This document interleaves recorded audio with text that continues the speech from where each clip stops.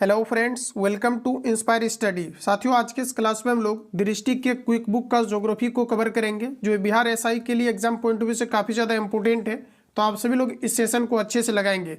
देखिए, इसका ऑलरेडी कुछ क्लास आपका प्रोवाइड किया गया है। अगर आप नए छात्र हैं तो वीडियो के डिस्क्रिप्शन बॉक्स में प्लेलिस्ट का लिंक डाला गया है, चाहो तो प्लेलिस्ट जाकर के सारे क्लास को लगा सकते हैं। अगर आप नए छात्र हैं, टेलीग्राम के साथ ऐड नहीं है, तो वीडियो के डिस्क्रिप्शन बॉक्स में टेलीग्राम का लिंक भी डाल दिया गया है। तो आप टेलीग्राम में ज्वाइन करके आप बेहतर तरीका से इंप्रूवमेंट कर सकते हैं। जितने भी आपका डिस्कशन वाली पीडीएफ है, ये कंप्लीट आपको वहाँ पर प्रोवाइड किया जा रहा है। तो वीडियो के डिस्क्रिप्शन बॉक्स में जो लिंक है, आप वहाँ से डायरेक्टली आप सारी चीज़ों को अचीव कर सकते हो और बेहतरीन तरीका से आप बिहार एसआई के लिए इंप्रूवमेंट कर सकते हो। तो आइए क्लास को कंटिन्यू करते हैं और चीज़ों को समझते हैं। तो फ्रेंड्स, आज का पहला क्वेश्चन आपके सामने आ चुका है। सभी प्रश्न आपके एग्जाम के लिए काफ़ी ज़्यादा इंपॉर्टेंट है, क्योंकि आपका लेटेस्ट एडिशन है दृष्टि का क्विक बुक, जो अलग अलग संस्थान के द्वारा लगातार आपको रिकमेंड प्रीफेयर किया जा रहा है। तो आप इस बुक को अवश्य लगाइए, जो बिहार एसआई के लिए काफ़ी ज़्यादा इंपॉर्टेंट होता है और यहाँ से 100% आपके क्वेश्चन एग्जाम में आते हैं। तो देखिए, आज का पहला क्वेश्चन कहा जा रहा है कि निम्नलिखित में से कौन सा खगोलीय पिंड है, ये आपको यहाँ पर बताना है। तो देखिए, आपका सूर्य खगोलीय पिंड है, चंद्रमा खगोलीय पिंड है, पृथ्वी खगोलीय पिंड है और उल्का पिंड खगोलीय पिंड है। जो रात्रि के समय में चमकते हैं वे सभी आपके खगोलीय पिंड के अंतर्गत आता है। तो डी ऑप्शन आपका यहाँ पर करेक्ट हो जाएगा। इसका डिस्कशन देखिए, सूर्य, चंद्रमा, पृथ्वी, उल्का पिंड तथा वे सभी वस्तुएं जो रात्रि के समय आसमान में चमकती है खगोलीय पिंड कहलाती है। लेकिन इसके अंतर्गत आपका पृथ्वी भी शामिल होता है, तो आप यहाँ पर ध्यान रखेंगे। अगला क्वेश्चन है, किन खगोलीय पिंडों को तारा कहा जाता है? तो वे सभी तारा कहलाते हैं जिसके पास खुद का उष्मा और प्रकाश होते हैं। तो जिसके पास अपनी उष्मा और प्रकाश नहीं होता है, ये आपका गलत हो जाएगा। यहाँ पर देखिए, जिसके पास अपनी उष्मा तथा प्रकाश होता है ये आपके तारा कहलाता है। तो बी ऑप्शन आपका यहाँ पर करेक्ट हो जाएगा। चलिए अगला प्रश्न देखिए, नेक्स्ट पूछा गया है कि तारों के विभिन्न समूह के द्वारा बनाई गई विविध आकृतियाँ क्या कहलाती है? तारों के समूह द्वारा बनाई गई विविध आकृति को कहा जाता है नक्षत्र। डी ऑप्शन आपका सही है। रात्रि में आसमान की ओर देखते समय तारों के विभिन्न समूहों के द्वारा बनाई गई आकृतियां दिखाई देती है, जिसे नक्षत्र कहा जाता है। चलिए अगला प्रश्न हमारा पूछा गया है कि अंतरिक्ष से संबंधित अर्सा मेयर, जिसे बिग बियर भी कहा जाता है, इसका संबंध किससे है? तो इसका दोस्तों आपका संबंध हो जाएगा नक्षत्र से। बी ऑप्शन आपका करेक्ट है। चलिए बढ़ेंगे अगला क्वेश्चन की और नेक्स्ट प्रश्न हमारा पूछा गया है, किन खगोलीय पिंडों को ग्रह कहा जाता है? आंसर लगाइए। देखिए, अगर ग्रह की बात करें तो जिसके पास अपनी उष्मा एवं प्रकाश नहीं होता है एवं जो तारों के प्रकाश से परिकिरणित होते हैं, इसे ग्रह कहा जाता है। तो देखिए, सी ऑप्शन आपका यहाँ पर राइट हो जाएगा। चलिए अगला प्रश्न हमारा पूछा गया है कि निम्नलिखित कथनों पर विचार करें। देखिए, पहला स्टेटमेंट है, पृथ्वी एक ग्रह है तथा यह अपना संपूर्ण प्रकाश एवं उष्मा पृथ्वी से सूर्य से प्राप्त करता है। पहला स्टेटमेंट आपका राइट हो जाएगा।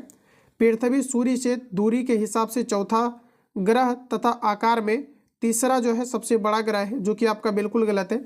ऑप्शन केवल यहाँ पर हमारा पहला करेक्ट हो जाएगा, ध्यान रखेंगे। चलिए अगला क्वेश्चन हमारा पूछा गया है कि सूर्य से बढ़ती दूरी के आधार पर ग्रहों का सही क्रम क्या है? चलिए आंसर करेंगे आप लोग। राइट आंसर आपका क्या है? देखिए, अगर सबसे पहले अगर बात करें तो हमारा आएगा बुध, जो सूर्य के सबसे निकटतम ग्रह है। और सबसे छोटा ग्रह की अगर बात करें तो आपका बुध हो जाएगा। उसके बाद आपका शुक्र, फिर आपका पृथ्वी आपका तीसरे नंबर पर आता है और चौथे नंबर पर आपका मंगल आता है। मंगल के पास टोटल आपका 2 उपग्रह है, जिसे हम लोग फोमोस और डिमोस कहते हैं। तो ध्यान में रखेंगे, डी ऑप्शन आपका यहाँ पर करेक्ट हो जाएगा। कई बार प्रश्न आता है कि कौन सा ऐसा ग्रह है जिसके पास कोई भी उपग्रह नहीं है? तो ध्यान में रखेंगे, बुध और शुक्र के पास किसी भी तरह का उपग्रह नहीं है। बात करेंगे हम बृहस्पति का, तो ध्यान रखेंगे बृहस्पति के पास टोटल आपका 79 उपग्रह है। और अगर बात करें हम लोग शनि का, तो शनि के पास टोटल आपका 82 उपग्रह है। तो इतने फैक्ट आपको यहाँ से याद रखना है। चलिए अगला प्रश्न हमारा पूछा गया है कि नीचे दिए गए ग्रहों में से कौन सा आंतरिक ग्रह है? देखिए दोस्तों, आंतरिक ग्रह आपका बुध आंतरिक ग्रह के अंतर्गत आता है, शुक्र भी आपके आंतरिक ग्रह के अंतर्गत और मंगल भी आंतरिक ग्रह के अंतर्गत आता है। तो बी ऑप्शन आपका करेक्ट हो जाएगा। बृहस्पति बाह्य ग्रह के अंतर्गत आता है, इसलिए हमारा correct answer B option right हो जाएगा। चलिए अगला प्रश्न पूछा गया है कि नीचे दिए गए ग्रहों में से कौन सा बाह्य ग्रह है? चलिए इसका आंसर बताइए आप लोग। करेक्ट आंसर आपका क्या है? इनमें से कौन सा ग्रह है जो बाह्य ग्रह है? तो देखिए, यहाँ पर हमारा राइट आंसर हो जाएगा बृहस्पति, नेपच्यून, शनि और आपका यूरेनस। ये सभी आपके बाह्य ग्रह है। तो डी ऑप्शन आपका करेक्ट हो जाएगा। शनि के पास टोटल आपका 82 आपका उपग्रह है, ध्यान रखेंगे। ऑप्शन आपका डी करेक्ट है। चलिए बढ़ेंगे अगला क्वेश्चन की ओर। नेक्स्ट पूछा गया है कि नीचे दिए गए कथन एवं कारण पर विचार कीजिए। बताइए आप सभी लोग, राइट आंसर इसका क्या है। देखिए फ्रेंड्स, पहला स्टेटमेंट हमारा कहा जा रहा है कि बुध सूर्य के चारों ओर परिक्रमण काल सौरमंडल के सभी ग्रहों से कम है। देखिए जो बुध का सूर्य के चारों ओर जो परिक्रमण का काल है यानी समय है, ये कहा जा रहा है कि अन्य सभी ग्रह के रिस्पेक्ट में कम है। तो पहला स्टेटमेंट आपका राइट है, क्योंकि सूर्य से सबसे निकटतम ग्रह है तो निश्चित रूप से यह सभी से पहले चक्कर को पूरा करेगा। अगला कारण कहा जा रहा है कि बुध सूर्य के सबसे नजदीक का ग्रह है। जी बिल्कुल आपका राइट हो जाएगा। दोनों स्टेटमेंट आपका करेक्ट है और आर ए की सही स्पष्टीकरण यानी व्याख्या भी कर रहा है। पहला ऑप्शन आपका करेक्ट हो जाएगा। अगला प्रश्न पूछा है कि सौरमंडल में किन दो ग्रहों के बीच क्षुद्र ग्रह पट्टी पाई जाती है। तो हमारा राइट आंसर हो जाएगा मंगल और बृहस्पति के पास। डी ऑप्शन आपका करेक्ट हो जाएगा। चलिए अगला प्रश्न हमारा नेक्स्ट पूछा गया है कि हमारे सौरमंडल में सूर्य से सबसे दूर कौन सा ग्रह अवस्थित है। चलिए आंसर बताइए आप लोग, राइट आंसर क्या है। हमारे सौरमंडल में सूर्य से सबसे दूर स्थित ग्रह कौन सा है। तो देखिए हमारा राइट आंसर हो जाएगा ये आपका नेपच्यून है, जिसे वरुण कहा जाता है। ठीक है, तो ऑप्शन नंबर आपका बी करेक्ट हो जाएगा।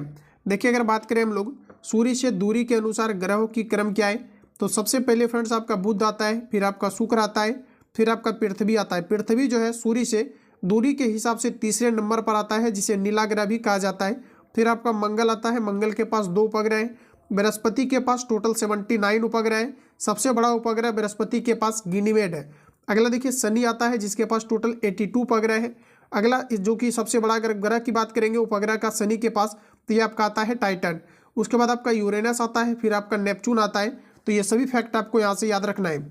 चलिए अगला प्रश्न की ओर चलते हैं दोस्तों। अगला क्वेश्चन हमारा पूछा गया है कि नीचे दिए गए कथन एवं कारण पर विचार कीजिए। पहला स्टेटमेंट है कि पृथ्वी आकार को भूआब कहा जा रहा है कि भूआब भी कहा जाता है, यानी जिसे हम लोग कहते हैं जियोड। जी बिल्कुल आपका, क्योंकि पृथ्वी आपका पूर्णतः गोल नहीं है, तो आपका पहला स्टेटमेंट यहाँ पर राइट दिया गया है। अगला कहा जा रहा है कि पृथ्वी ध्रुवों के पास थोड़ी चपटी होती है। दोनों स्टेटमेंट आपका राइट है, तो आर और ए दोनों सही है। आर ए का सही व्याख्या करता है, पहला ऑप्शन आपका करेक्ट है। इस बुक की खास बात यह है, इसमें आपके काफ़ी सारा कॉन्सेप्ट आपका क्लियर होते जाता है, बशर्ते अगर आप पेशेंस बना करके आराम से अगर चलते हैं तो। अगला प्रश्न पूछा गया है कि निम्नलिखित में से कौन सा कथन सही दिया गया है। चलिए फ्रेंड्स, इसका आंसर पहले आप लोग लगा लीजिए। राइट आंसर आपका क्या है। पहला कहा जा रहा है कि अंतरिक्ष से देखने पर पृथ्वी के हरे रंग का दिखाई देता है। देखिए बिल्कुल ये आपका यहाँ पर गलत हो जाएगा, ये सही नहीं है। देखिए अंतरिक्ष से देखने पर पृथ्वी जो है ये आपका नीला कलर का प्रतीत होता है, यहाँ पर हरा दिया गया है, तो आपका गलत है। पृथ्वी का हरा रंग हमें यहाँ के वनों के कारण दिखाई देता है, जो कि आपका बिल्कुल गलत है। ऑप्शन आपका डी करेक्ट हो जाएगा, ना तो ए ना तो आपका डी करेक्ट है। अगला क्वेश्चन है कि सौरमंडल का निर्माण किससे मिलकर होता है। बात करें हम लोग सौरमंडल का, तो सौरमंडल का निर्माण होता है ग्रह से, उपग्रह से, सूर्य से तथा उल्कापिंड से। तो डी ऑप्शन आपका करेक्ट हो जाएगा।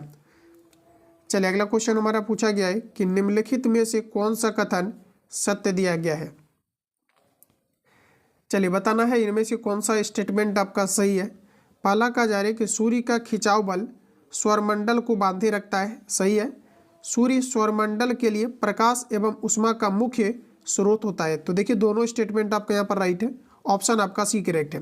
चलिए अगला प्रश्न की ओर चलेंगे। अगला क्वेश्चन पूछा गया है कि सौरमंडल के ग्रह जो सूर्य का चक्कर लगाते हैं उसके रास्ते किस आकार में फैले हैं। आंसर करेंगे आप लोग, राइट आंसर क्या है। देखिए जिन भी छात्रों को ज्ञान बिंदु जीएस एकेडमी का होमवर्क सीरीज चाहिए, आज भर इसका 49 में ही आपको प्रोवाइड किया जा रहा है। तो आप सभी लोग इस नंबर जो है आपका आईडी पर आपको मैसेज करना है, टेलीग्राम पे सर्च करें। सिंपली आपको टेलीग्राम पे आपको सर्च करना है, सर्च वाले ऑप्शन में जाकर के @BIHAREXAM लास्ट में आपको 44 विदाउट एनी स्पेस आपको सर्च करना है। किसी भी तरह का आपको स्पेस नहीं देना है, डायरेक्ट आप इसको लिखेंगे, आईडी दिखेगा उस पर आपको सीधा मैसेज करना है, या तो आप डायरेक्टली कॉल भी कर सकते हो। 49 आपको पेमेंट करवाया जाएगा, जस्ट आपको उसके अंतर्गत इंक्लूड कर लिया जाएगा, जिसमें कि आपको मात्र 49 में ही आपको टोटल आपको होमवर्क सीरीज प्लस इसका PDF revision PDF A to Z आपका प्रोवाइड किया जा रहा है। तो आप सभी लोग @BIHAREXAM44 लिख करके कॉल या SMS करके आप इंक्वायरी ले सकते हैं, या तो आप बिहार SI लिख करके मैसेज करेंगे, आप उसके अंतर्गत पार्टिसिपेट कर सकते हैं, जिसमें कि कंप्लीट आपको वीडियो क्लासेस आपका प्रोवाइड किया जा रहा है ऑफिशियली। तो आप सभी लोग ज्वाइन कर सकते हो। सौरमंडल के ग्रह जो सूर्य का चक्कर लगाते हैं उसके रास्ते किस आकार में फैले होते हैं? चलिए आंसर बताएंगे आप लोग, राइट आंसर क्या है? तो आपका सही आंसर हो जाएगा फ्रेंड्स, दीर्घ वृत्ताकार के रूप में फैले होते हैं। बी ऑप्शन आपका करेक्ट है। अगला क्वेश्चन है, किस ग्रह को पृथ्वी का जुड़वा ग्रह कहा जाता है? तो देखिए आपके शुक्र को पृथ्वी का जुड़वा ग्रह कहा जाता है। सुबह का तारा, शाम का तारा, सबसे गर्म ग्रह, ये सभी कुछ आपका पृथ्वी के जुड़वा ग्रह शुक्र को कहा जाता है। बी ऑप्शन आपका करेक्ट हो जाएगा। शुक्र को पृथ्वी का जुड़वा ग्रह कहा जाता है या मानते हैं क्योंकि यह आकार, घनत्व एवं व्यास में लगभग पृथ्वी के समान है। चलिए अगला प्रश्न हमारा पूछा गया है कि पृथ्वी का सबसे निकटतम ग्रह कौन सा है? अभी देखिए रिसेंटली मैंने आपको कवर कराया था, पृथ्वी के सबसे निकटतम ग्रह पूछा गया है, तो आपका राइट आंसर हो जाएगा शुक्र। बी ऑप्शन आपका करेक्ट हो जाएगा। वैसे अगर आप देखेंगे तो आपका मंगल भी हो सकता है, लेकिन ऑप्शन में आपका नहीं है, तो आपका राइट आंसर हो जाएगा शुक्र। बी ऑप्शन आपका करेक्ट हो जाएगा। अगला प्रश्न है कि हमारे सौरमंडल का सबसे बड़ा एवं सबसे छोटा ग्रह कौन सा है?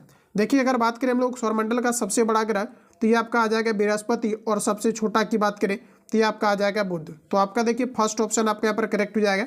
बृहस्पति के पास टोटल आपका 79 उपग्रह है, जिसमें कि सबसे बड़ा उपग्रह की अगर बात करी जाए तो ये आपका हो जाएगा गैनीमेड।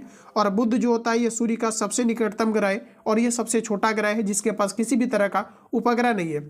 ऐसा मात्र आपके पास दो ही आपका जो है ग्रह है जिसके पास कोई उपग्रह नहीं है, एक तो आपका बुध हो जाएगा और दूसरा आपका शुक्र हो जाएगा जिसके पास किसी भी तरह का उपग्रह नहीं है। फैक्ट आपको याद रखना है, ये आपके बिहार एसआई के एग्जाम में पूछा गया है।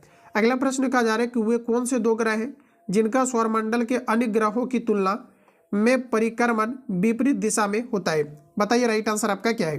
तो देखिए विपरीत दिशा में घूमने वाला ग्रह की बात करें तो शुक्र और आपका यूरेनस है, जो कि अपोजिट डायरेक्शन में गमन करता है।